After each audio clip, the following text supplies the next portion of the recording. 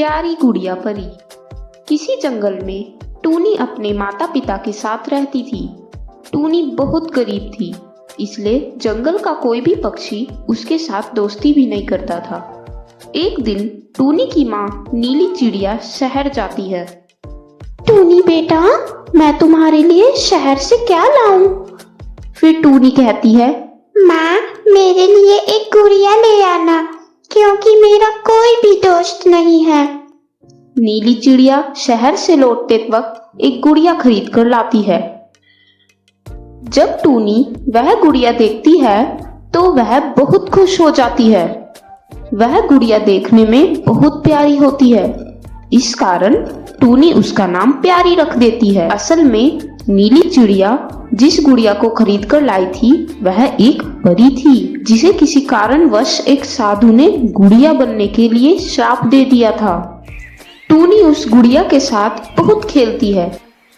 उसका कोई भी दोस्त न होने के कारण वह आंगन में बैठकर रोज रोती, फिर गुड़िया के साथ अपना मन बहला लेती। ऐसा काफी दिन चलता रहा।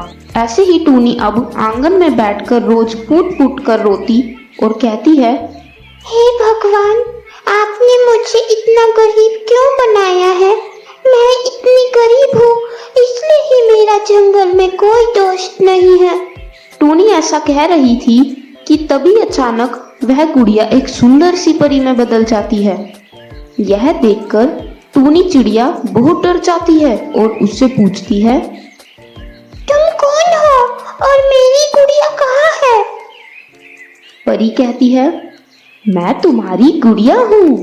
एक साधु ने मुझे श्राप दिया था, जब तक मुझे गुड़िया के रूप में कोई अपना दोस्त नहीं बना लेता तब तक मैं गुड़िया के वेश में ही रहूंगी। इसके बाद परी टूनी चिड़िया की सारी जरूरत को पूरा कर देती है। अब उसके पास नए खिलौने, नए कपड़े और बहुत सुंदर सा घर था। थोड़े दिन बाद एक साधु बाबा को परी की जादुई शक्तियों के बारे में पता चल जाता है, तो वो टूनी के घर जाता है और गुड़िया चुरा लेता है। टूनी अपनी गुड़िया को घर में ढूंढ ढूंढ कर परेशान हो गई थी और कहती है, हे भगवान, मेरी गुड़िया परी कहाँ चली गई? तभी उसे याद आता है कि आज एक बाबा उसके घर पर आया था। तभी उसको बाबा पर शक हो जाता है। वह बाबा का पीछा करती है और उसके घर पहुंच जाती है। जैसे ही वह बाबा के घर पहुंचती है, वह देखती है कि बाबा हवन कुंड के पास बैठकर कुछ मंत्र पढ़ रहा है, जिससे कि परी चुड़ैल में बदल जाएगी। यह देखकर टूनी बाबा को रोकने का उपाय सोचती है। टूनी चिड़िया पास में रखे एक पानी से भरे मटके को ले जाकर हवन कुंड में डाल देती है, जिससे कि हवन की अग्नि खत्म हो जाती है और बाबा की पूजा अधूरी रह जाती है। ऐसा होते ही परी अपने असली रूप में आ जाती है और अपनी शक्तियों से बाबा को मार डालती है।